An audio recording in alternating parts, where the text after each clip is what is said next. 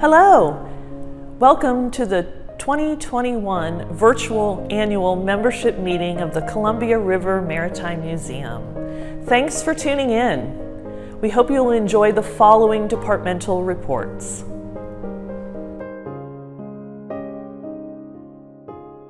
Welcome to the 2021 Curatorial Update. My name is Jeff Smith, and I'm proud to say I'm the curator at the Columbia River Maritime Museum. It's my pleasure to share with you some of the highlights of this past year. The numbers for 2021, we've added 54 new accessions this year, and along with the back cataloging, we have now a total of almost 12,000 records in our collection. Our photo collection now is well over 32,000. And Marcy, our librarian, has been busy. She's added 253 titles since July, and we now have a total of over 20,000 books. Of those, 12,000 have been entered into the WorldCat online database, which is used by researchers and scholars around the world. Here's Marcy smiling because we just this last week received 22 boxes of new books for her to catalog. So the library continues to grow and to be used. Marcy's doing a lot of research questions in the last year. So we're glad to see that it's being made use of by the members and the public. Across the street at the Maritime Heritage Resource Center, I'm happy to say that finally all the boxes that were packed up 20 years ago with collections have now been unpacked, cataloged, photographed, tagged, barcoded, and located. This is how things looked before, and now you can see we have some empty shelves in the pallet racking, and our archival materials are up high waiting for later development. The objects that were unpacked and cataloged have now been arranged carefully as shown here. This is the furniture collection, or some of it. And then we have the objects that were in boxes are now out on shelves, all tagged and photographed and barcoded and locations recorded. Another example of the level of organization. This is an overall view of collection storage. It's quite impressive, I have to say, and I'm very proud of our team, especially Meg Glazier-Anderson, our registrar, who's been heading up this effort, along with our collections technicians and volunteers. Matthew, our assistant curator, has been working closely with the Port of Longview, helping them to utilize their historic photos to decorate their headquarters building. They're remodeling their, it was an old building on the site of the Port of Longview, and they're using this collection, and Matthew's helped to figure out where they can put some of these images and how big they can be and where to locate them. This is the first and the second floor plan. So this has been quite a project, and I'm happy to say that they're very appreciative of our help, and looking forward to seeing that completed. Matthew also had the opportunity to attend a mount making workshop in Seattle. A gentleman up there who's been doing this as a special pursuit for many decades is now sharing his extreme knowledge on the subject of mount making in museums. And we're hoping that Matthew will take these skills, newfound skills and training, and apply them here at the museum. This is an example of the type of mount that's constructed for museums. It's ideal for safely mounting and displaying items and securing them. The lightship is conspicuously missing from our dock. That's because it's upriver at dry dock now, and will be back in the early part of next year, as well as the large navigational buoy, which has been gone for some time. We're excited for the fact that we have the money now to get both the lightship and the buoy repaired, and they will be back after the first of the year. We're looking forward to that. While the lightship was being unloaded, the maintenance crew spent most of the summer, or most of the fall, getting it unpacked and safely offloaded. We put everything into this dry box, this 20-foot equivalent unit container that's out on our plaza. And we saw it as an opportunity to create a pop-up exhibit. So we did an interpretive panel that you see here that explains the significance of containers in world economy and shipping. A little pop-up exhibit. We also worked with the education department. This is Education Director Nate Sandel, proudly showing off his new mini boat mobile trailer. We helped with the design of that graphic. And then also worked on a exhibit at the Portland Japanese Garden. And there's an interpretive panel about the mini boat program. And the Japanese Garden was very appreciative of our participation. Recent exhibits this last year, we did one on the Twin Palaces of the Pacific here in the museum. It was the luxury liners, the Great Northern and the Northern Pacific, built by James J. Hill. On the background of this exhibit, you can see a large clock. There were two of those that were given to us by the James J. Hill Library in Minnesota. They reached out to us and said, you know, we're closing down. We'd like to find a good home for these. And we were more than happy to accept them. These were clocks that were presented to each of the ships, the Great Northern and the Northern Pacific, when they were launched back in 1914, I believe. And it was from the citizens of Astoria in appreciation for James J. Hill building these two ships and home porting them here in Astoria. They're now part of our permanent collection. Another view of the exhibit showing a model that was constructed, a model of one of the ships. And that was courtesy of John Russell, who was very generous in helping support this exhibit. He's a lifelong enthusiast of the Great Northern Steamship Company and these ships, and it's through his generosity that we were able to make that come to be and also get this model built. This is the most recent addition to our boat collection. It's a 60-foot long 8-man rowing shell built by George Pocock, famously out of Seattle. If you're familiar with the story, The Boys in the Boat, or the book by that same title, this is what they're talking about, these 60-foot long 8-person rowing shells. And we'll get that one unwrapped and put up on the rack. We're very excited to have it. This one was built in 1960s. Here shows our boat haul with Matthew and Aaron there in the background, pushing one of them into position. Shows how we move these things around once they get cradled. Unfortunately, our boat haul is pretty full right now, and the museum is pursuing other options for boat storage and boat display.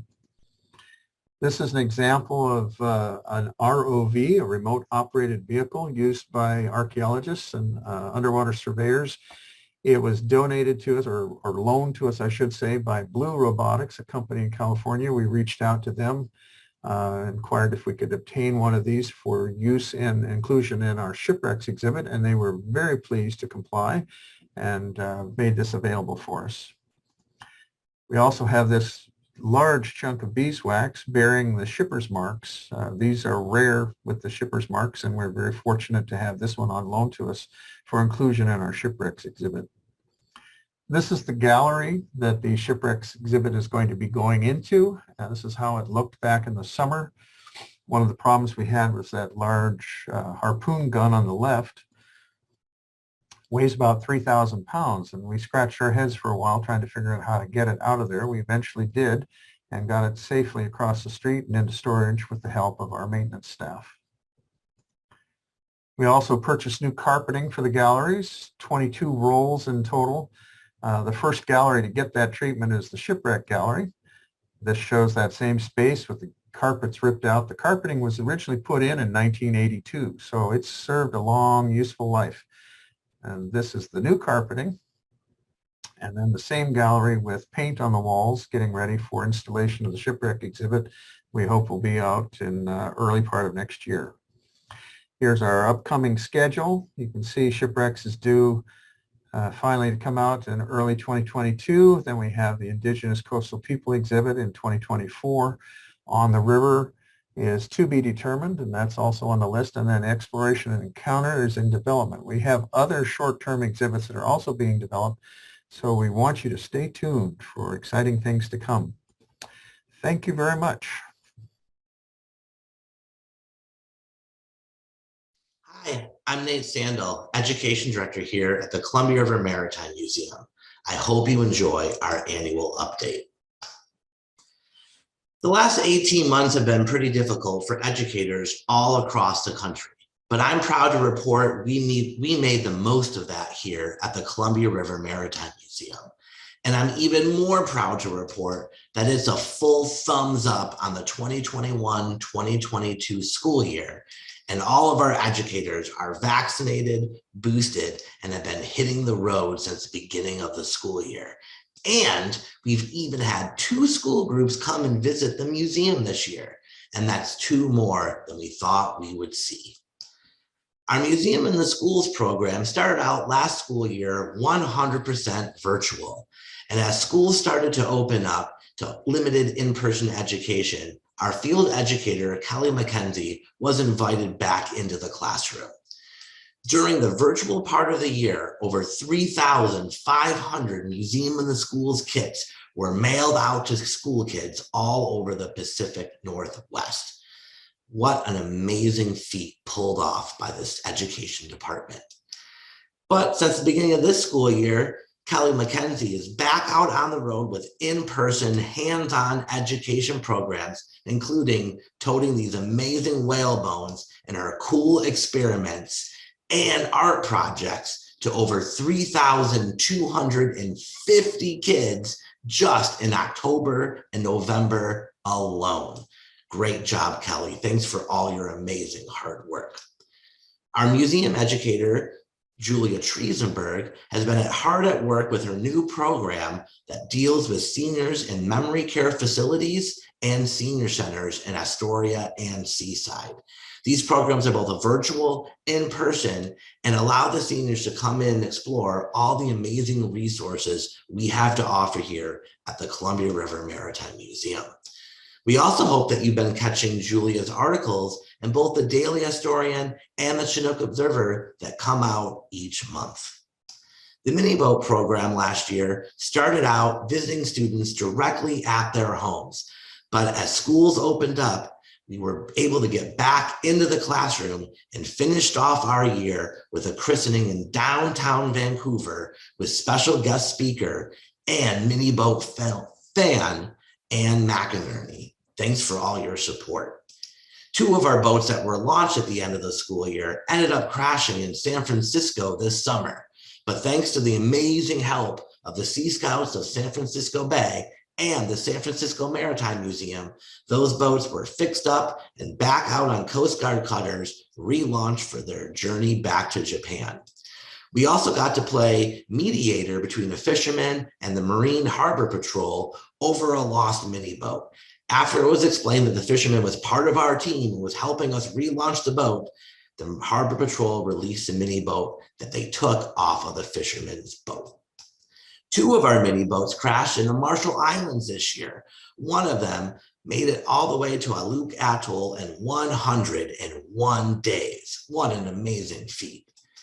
And also some crazy news, a mini boat that was missing for 2 years was found on a marine debris cleanup project by a 1st grader all the way up in the Queen Charlotte Islands in British Columbia. We'd also like to pick a special thank you and shout out to NYK Lines, who invited us on board their ship this year and launched 2 of our mini boats, one off the coast of North America and one off the coast of Japan for their amazing voyages. I'm also proud to report adult education classes were back in full swing starting this fall, and we're looking at a full docket of classes this spring. So please check back on our website and see all the amazing offerings. This summer, we educated 720 kids at summer schools in Kelso, Washington, and Warrenton, Oregon. 1,263 people got a hands-on experience with our museum education card. And where would we be without our amazing volunteers? In this pandemic year, our volunteers still gave 2,232 hours. Thank you, volunteers. We deeply appreciate all of the time that you give the Columbia River Maritime Museum. And speaking of our volunteers, I'm sad to announce that Kathy Johnson, after 18 years at the Columbia River Maritime Museum, her 2nd career after being a school teacher, is finally going to step down and relax in retirement. Kathy, thanks for all of your amazing years of service, and we wish you the best in your retirement. You sure will be missed by everyone here at the museum, and especially by all of our amazing volunteers. The Warnock Model Boat Pond was up in full swing this summer. You could have stopped by every single Saturday and had your hand at renting one of our RC-controlled sailboats, or the pond's open 24 hours a day for your own sailing needs. You also might have heard about the amazing Opa fish that washed up on the coast of Oregon this summer. Well, of course, anything dead and cool that washes up on the beach, we get a hold of it here at the education department. And that fish was dissected by all of our educators at the Columbia River Maritime Museum with the students at the brand new Warrenton Middle School. So that's our update here. It was a very busy 2021, and we expect it to be an even busier 2022, getting all of the students and adults on the North Coast educated and excited about our maritime heritage, history, and science. Thank you. Hello, members. Welcome to the annual meeting. My name is Gary Friedman. I am the facilities manager, and I'm on top of the Barbie Maritime Center right now. I was tasked with doing some sort of presentation and telling you guys about what we've been doing this past year and what we've been working on. That seemed kind of boring to me. We've been working on stuff. We're always busy. Things get done. Most people wouldn't know that they were getting done when they do get done, because it just sort of happens behind the scenes. But what I thought I would do instead is kind of give everybody a shot of our campus, because we are a campus. We're more than just a museum, and you guys can get a look at actually how much we've grown in the while, and where we're heading in the future. So from up here on the Barbie, you can see a lot of stuff here. Look right here, we got the peacock right there. We got the museum in the background there. And let me go ahead and take you on a tour. So, looking to the west, we see our beautiful museum, our parking lot, a source of constant humor and frustration. Over there you can kind of see behind the peacock the Maritime Historical Research Center. And if I go around this way, oh look, the Columbia River. What do you know? There's the west end of the Barbie and the shop and education boat building area. And we'll come over here, we'll take a look at the new Warnock Commons, our pond, our kiosk where we rent boats, and of course the pump house, is what I call, is a little storage area for facilities, and a beautiful lawn. And now from up here we'll go downstairs and take a closer look at things. But as you can see, we take up several city blocks, and in the future, who knows, maybe more. So membership is important because it helps us to take care of all these things that we need to take care of. It's a lot of buildings, it's a lot of ground, and as any of you know who live here on the coast, you got a building, you got to maintain it, or else it's gonna fall apart on you. All right, I made it downstairs. Here I am inside the Barbie. This is the west side of the Barbie Maritime Center. I'm sure many of you have been here before for various functions. Beautifully restored building, but it is an old building. It's got good bones, but that doesn't mean much. You still gotta maintain things. So we try to keep up with everything as best we can. Passing through the hallway, going to go to the east side. This is the non-carpeted side. And still part of the events area. Let's go over to the shop real quick. All right, here we are in the shop. Of course, this is a place where lots of classes take place, restoration projects, other sort of things. And it's a great space for the museum to have in their inventory of spaces, because it provides much needed room for classes and other assorted things. Let's go out here and let's go take another look at the pond. All right, there's beautiful Barbie from the outside. Quite the project, restoration, and an excellent job of saving an old building from going away. And then here we are at the boat sailing pond, the Warnock Commons. Just a nice view of this. And here's our little kiosk where in the summertime boats are rented.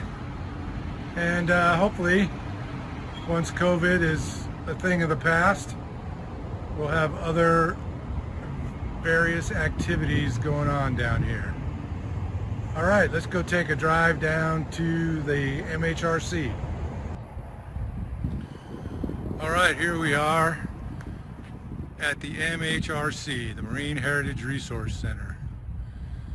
First floor is all curatorial storage. Second floor is the education offices. And way up there on the third floor is the visiting scholars residence. As you can see, another large building. Luckily, this building is mostly new, so it doesn't take as much day-to-day care as some of our other places, but we still got to pay attention, and we try to do that. There goes Meg. All right, over here is the boat hall, all full of boats. A lot of boats in there. So I'll give you a quick peek inside. All right, here we are inside the boat hall. As you can see, it is aptly named. There are a lot of boats in here, and there are more on the way. So I know Curatorial, and probably with the help of the facilities department, we'll be moving some stuff around in here shortly, because we have some big boats, a big boat coming in, and we know that beyond that we're going to have others. So cool spot, and excellent that the museum has been able to collect all of these boats and save them. All right, we move now to this inside the curatorial storage area. Thought I'd give you a quick look in here. Not a lot of people get to come in here. This place has gone through an amazing transformation over the last 2 years. It's pretty well organized now. Everything's all sorted out. Everything's in a place, and there's a place for everything. For now, anyway, until we collect more stuff and have to expand. But yeah, we've certainly filled it up. And continue sorting and cataloging items that have been in here for a while, and items that come in on an almost, I'd say, weekly basis. Thought I'd show you this view because it's just kind of a cool look at things. All right, here we are on the second floor. This is the education offices. Education's working out hard as always, except for Nate. He's not working today. But this is our space.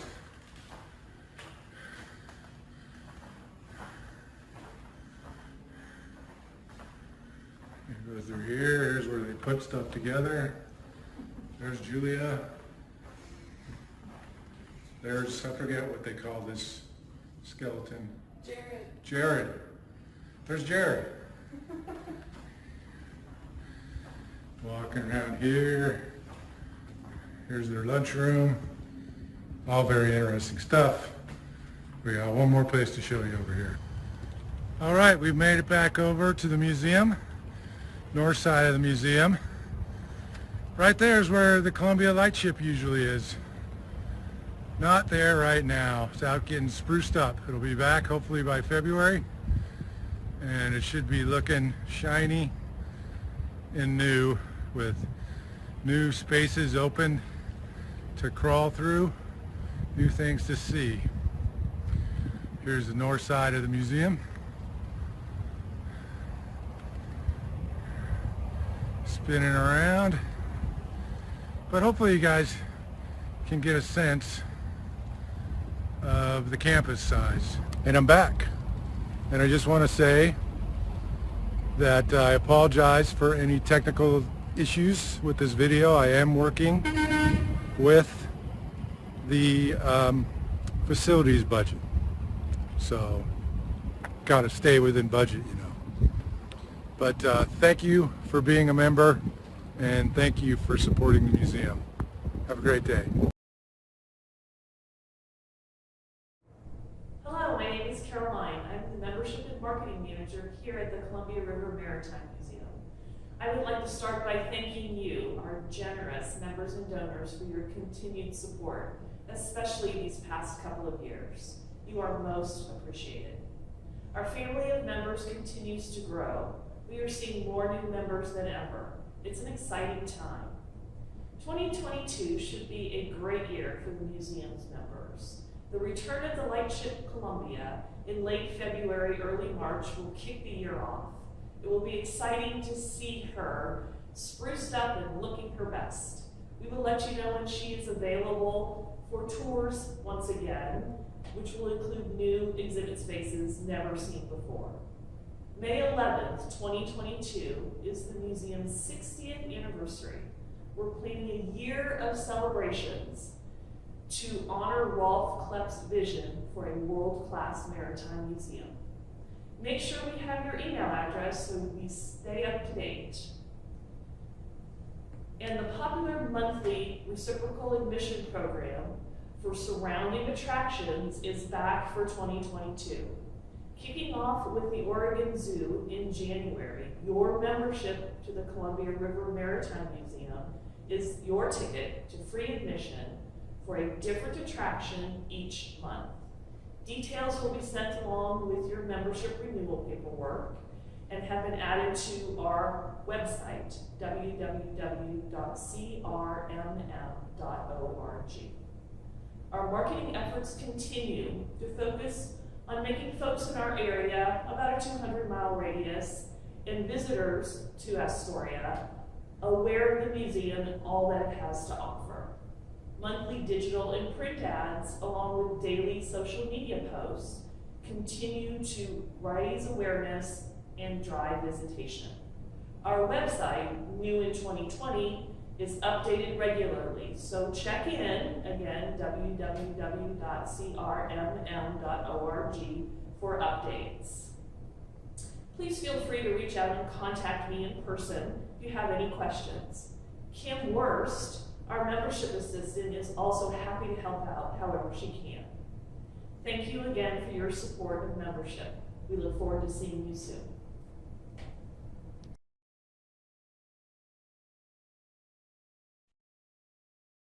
Hello, I'm Blue Anderson, the manager of Visitor Services, Admissions, and the Museum Store. We're the first to greet guests, and we're there to cap off their visit. We've all heard stories of challenges for retail, restaurants, and other frontline staff that they've had in dealing with state mandates like masks, restrictions on admissions, political views loudly shared, and the reality of a pandemic to their own health. While we have encountered some of these issues, the majority of our visitors have been genuinely thankful for the protective measures put in place and continue to be excited about what they learn while they're here. This year, we were faced with state mandated closures for the first quarter, followed by some pretty severe restrictions to reopen. Bravo Zulu to all of the crew here, the front desk, maintenance, marketing, store, education, all for bouncing with each change in restrictions and guidelines. With C-19, a few of our long-term front-end crew opted for well-deserved retirements, and some of them on their third or fourth retirement years, which has brought us some new crew members for you to meet. And if you haven't already, find some fresh perspectives as we look forward to sharing. To our delight, our volunteers came back in full swing as soon as they were allowed to, continuing to give us thousands of hours of their time to ensure our visitors get a full, memorable experience, even with restrictions, on the lightship, in the store, in the foyer, wherever they could be of help, along with our unsung champions in the boardroom, our board of trustees. We need our volunteers now more than ever as we continue to tell our history and add new stories to delight and inspire our visitors. And if you've heard about the supply issues in the nation, well, yes, we've had to make adjustments to our store inventory selections in order to fill our shelves with items that can still remind our visitors of their time here.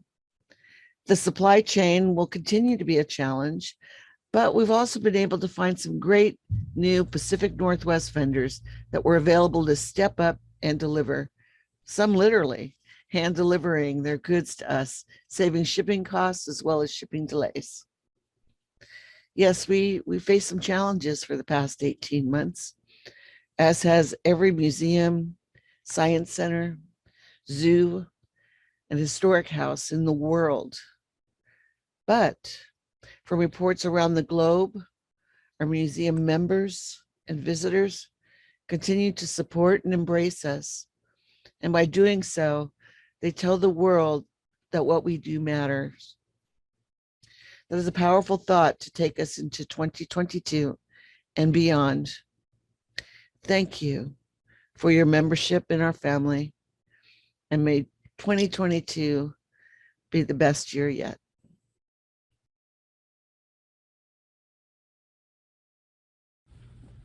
Hi, I'm Deputy Director Bruce Jones. As you've heard from our staff, we're firing on all cylinders at Columbia River Maritime Museum. We're moving full speed ahead, despite the challenges of the pandemic. I'm excited to report that 2021 is ending on a much higher note than any of us thought possible at the beginning of the year. In March, the American Alliance of Museums awarded the museum a 10-year reaccreditation with a glowing report. And that report reflected the outstanding work of all the staff, plus the trustees and our volunteers.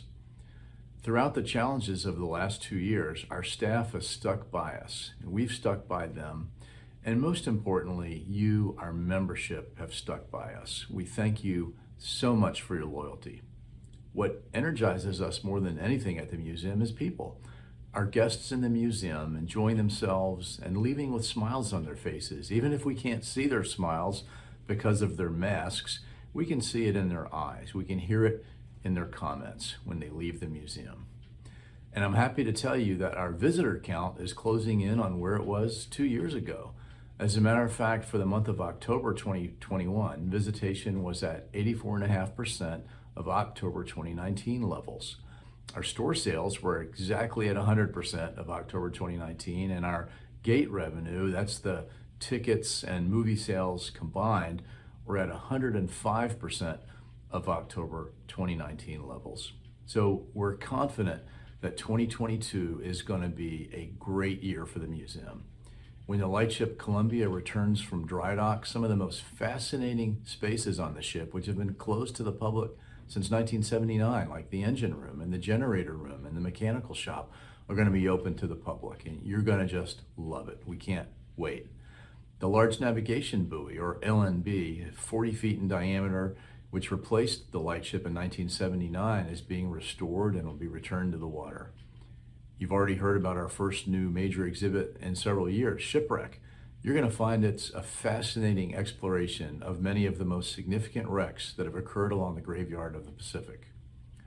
We'll be welcoming our newest vessel acquisition, the beautifully preserved classic wooden yacht Merrimack, generously donated by owner John Fettig. Merrimack was built in 1938 at the Astoria Marine Construction Company, or AMCO, by renowned designer and boat builder Joe Dyer. Merrimack is known for quality workmanship, craftsmanship, innovation, and features like the shower in the bow, leaded glass bookcases, and original fixtures. We're also pursuing the eventual acquisition of other significant vessels. The towboat industry is absolutely critical to maritime commerce along the Columbia, Willamette, and Snake Rivers. We don't have a towboat. They move every type of commodity, as well as transporting the work barges that are essential for so much marine construction and repair work on the river. We're just beginning an effort to locate a towboat to include in our collection and display for the public, so we'll keep you posted on that. The Coast Guard is taking out of service its 4 52-foot motor lifeboats, which operate only in the Pacific Northwest. The Triumph II has served at the Columbia River Bar for 60 years. It's saved countless sailors and fishermen in horrendous conditions. It's an important historic vessel, and it belongs at the Columbia River Maritime Museum. We're currently working with the Coast Guard to be designated as the permanent home of this great lifeboat, so keep your fingers crossed for us. Gary already showed you the Warnock Model Boat Pond. It's open every day for public use, so get a boat and come out and enjoy it. If you haven't taken a look at our strategic plan, I invite you to go to our website, crmm.org, scroll down to About and click on About, and you'll see the plan. Our staff is committed to its goals and to carry out the trustees' vision. We aspire to be a world-class maritime museum, telling powerful stories that inspire people with enthusiasm, curiosity, and appreciation for our maritime heritage through excellence in collections, exhibits, and programming. One of our strategic goals is to increase our boat storage and boat display capacity. We're working diligently to achieve that goal. Stay tuned in 2022 for news on how we're doing. The future at CRMM is very bright. We're so glad you're a part of it. Thank you. Hi, I'm Deputy Director Bruce Jones, speaking on behalf of Nominating Committee Chair Ward Cook. The Nominating Committee has recommended and the Board has approved maintaining the existing officers of the Board of Trustees for 2022. Mike Hagland, Chair, Don Vollum, Vice Chair, Nick Johnson, Secretary, and John McGowan, Treasurer. The Board has approved and the membership has approved the nomination of new board members, Mike Henningsen, Ann McAlpin, and Alex Strogan. The Board has nominated and approved Mary Myers to fill a vacant term through 2022. Finally, the Board and the membership have approved the re-election of the current members through 2024.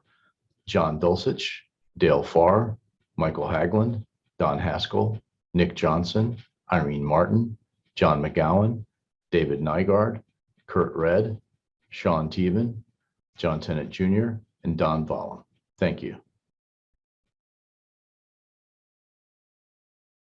Hello, my name is John McGowan and I am the Treasurer for the Board of Trustees of the Museum. And I'm here to give you the Treasurer's report for the period ending September 30th, 2021. Our Controller, Connie Silverman, has prepared and I have reviewed the materials contained in the current financial report for this period. And I believe this report is an accurate representation of the operational results as well as the cash and investment account balances of the museum through this period. Our operational results are as follows. Year to date, our operating revenue for the period was $2,158,061. This is against expenses of $2,011,024. resulting in a net operating gain of $147,036. Now, it's very important to point out that there are still 3 months left in our fiscal year, and those 3 months happen to be 3 of our lowest revenue months in any given year. Therefore, our forecast is that our operating result by the end of the year, by 12/31, will be very close to a break even. Our cash and investment account balances are as follows.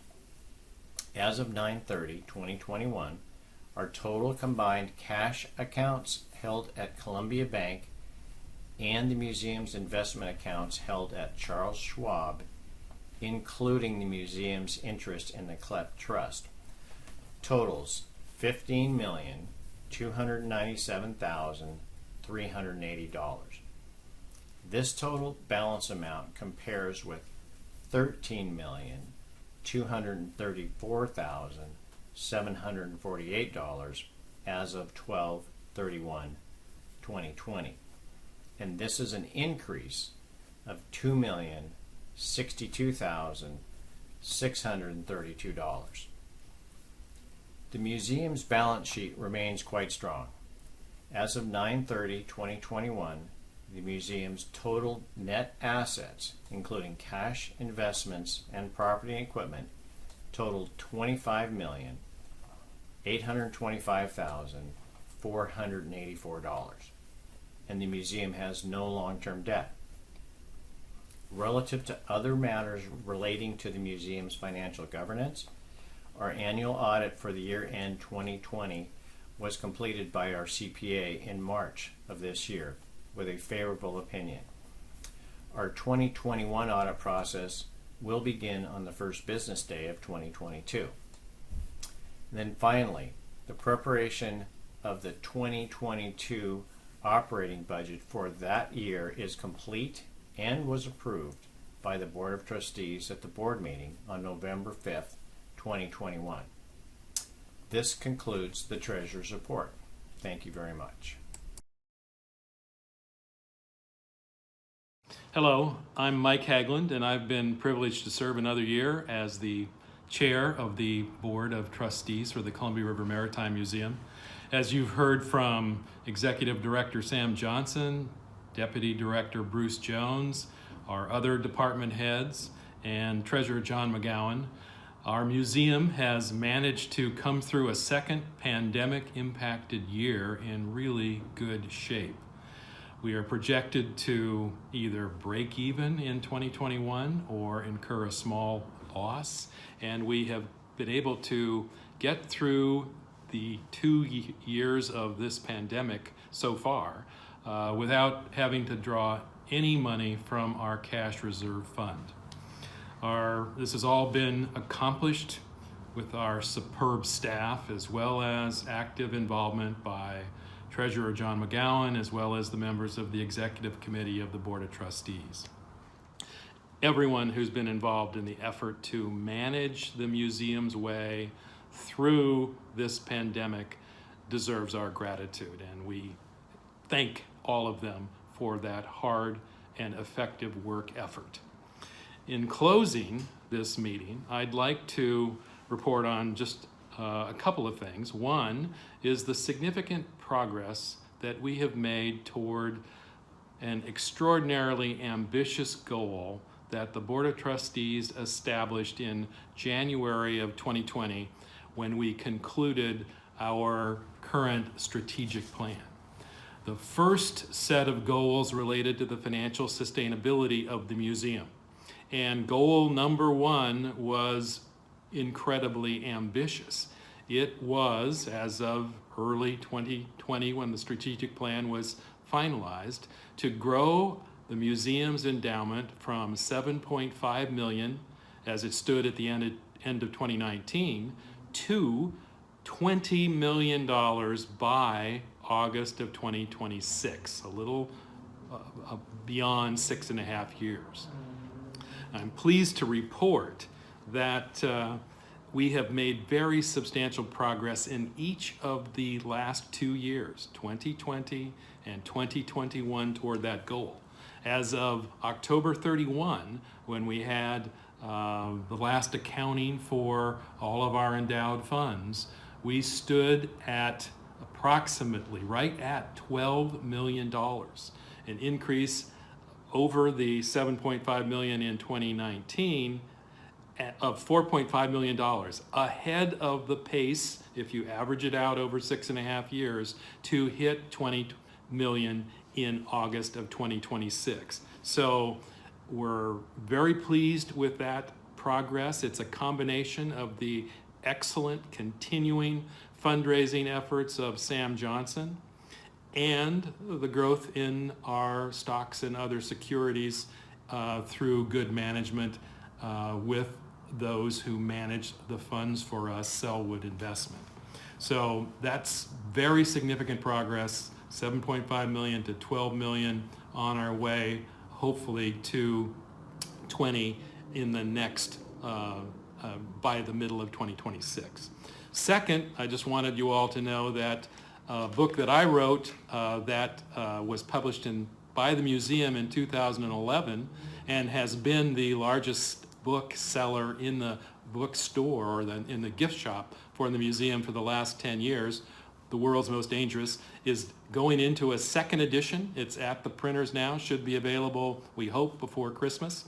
But World's Most Dangerous will be back in stock after running out of the first two printings of 2,500 that were all purchased in the last 10 years, and all of the proceeds go to the museum. I'm also pleased to relate that the Columbia River Bar Pilots, the book is entitled World's Most Dangerous, A History of the Columbia River Bar, its pilots and their equipment.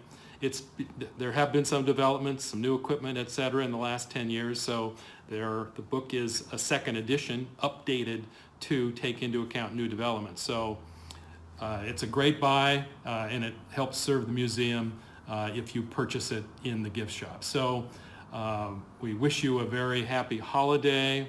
Thank you for your support over the years. We're hoping to be back to more normal times in 2022, but time will tell. Again, thank you for your support of a world-class museum, the Columbia River Maritime Museum.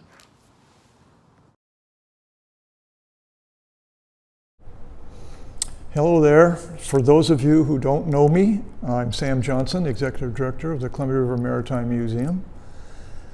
Thank you for taking the time to join us, and join me and us on this virtual report on the museum's 2021 activities. With luck, we will have an in-person annual meeting again next year, but only fate can determine that. As you've heard, the museum is doing very, very well. And I'm told by our controller, Connie Stevens, that we're even going to end this year with a slight excess of funds, coronaviruses and other impediments notwithstanding.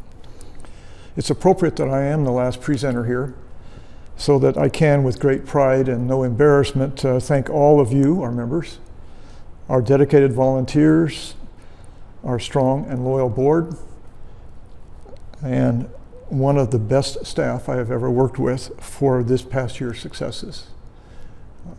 Everybody who came ahead of me is largely responsible for all of our successes this year. You have heard from every part of the museum and can see that we're moving ahead on all fronts. Certainly, really a large number of new education programs, exhibitions, coming along very nicely, collections management, the store, marketing, communications, and maintenance. All of these are areas that have moved forward aggressively and positively this past year. I would like to highlight two of the year's highlights that you've already heard a little bit about from Bruce and others. Bruce mentioned this earlier. It's a particular pleasure for me to tell you that the Lightship Columbia is now in dry dock at Diversified Marine in Portland. It's been a long, hard slog to raise the money for this dry docking, but it's most important, and the Lightship is one of our most largest and most favorite artifacts on display at the museum. In a few months, she'll be cleaned up, returned to her mooring here at the museum, bright and shining with new areas open to visitors. Thank you all who have supported this and other important projects during this last year. Every gift, large and small, helps make this institution the success that it is. So thank you very much. Finally, as Bruce also mentioned, we have been reaccredited as meeting national museum standards by the American Association of Museums.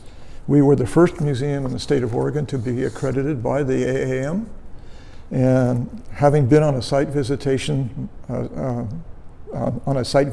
team myself, I can tell you that site visits are comprehensive and I would say deeply disturbing and intrusive into the operation of a museum. They are not meant to be positive acclamations of a behavior, but meant to discover weaknesses in a museum's programs, management, and finances. Their review of this museum was, to my knowledge, one of the most positive I have ever seen or heard of since being involved in the museum world for more than 20 some odd years. The only area of weakness that they were able to find was the diversity of our board. They would like to have seen more people of color, more women, more minorities of all kinds. And even then they recognized this board as it is today as one of the strongest of any museum in the country. So to close, I would like to say that it's my honor to serve as the executive director of this museum. It's something I look forward to doing almost every day, not every day. And it's a wonderful place to work, and the staff, as I said, are incredible to be around. So thank you all for being here. I hope that this was not too long of a virtual meeting, and please do have a happy holiday season. Thank you much. Fair winds for 2022.